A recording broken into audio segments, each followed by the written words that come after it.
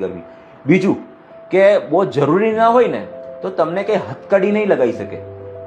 બહુ ગંભીર ગુનો હોય ને એવું લાગે કે માણસ ભાગી જાય એવું છે કે બહુ વધારે પરેશાની ક્રિએટ કરી શકે એવું છે, ત્યારે તમને હથકડી લગાવવામાં આવે છે. બાકી તમને એરેસ્ટ થાય ત્યારે એમાં હથકડી પહેરાઈને ફરાવવામાં નથી આવતા છે, બરાબર.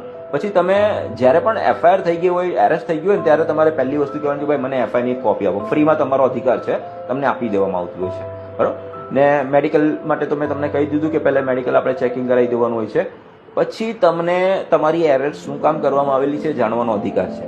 ભાઈ શું કામ મને એરેસ્ટ કરવામાં આવેલો છે. પછી કોઈ માણસને તમારા જે વિશ્વાસુ હોય એને ફોન કરવાનો પણ અધિકાર છે, બરાબર.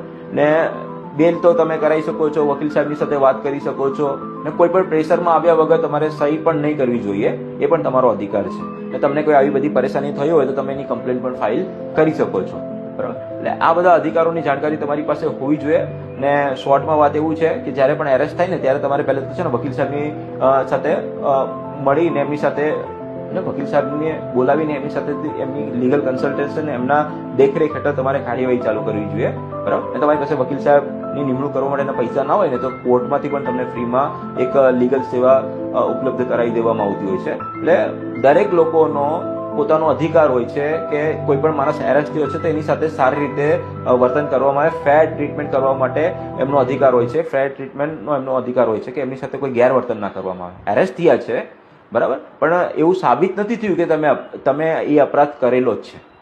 જ્યારે અપરાધ સાબિત થાય કોર્ટમાં, તમને સજા પડે ત્યારની વાત અલગ છે, પણ અત્યારે તો તમને એરેસ્ટ કરેલા છે, એટલે તમારે ફેર ટ્રીટમેન્ટ માટેનો પણ અધિકાર છે. તો આ બધી વસ્તુઓ ધ્યાનમાં રાખવાની હોય છે. આખી ડિટેલ મેં છે ને કેપ્શનમાં મૂકી દઈશ, તમે જોઈ શકશો એની અંદર શું શું વસ્તુઓ આવતી હોય છે.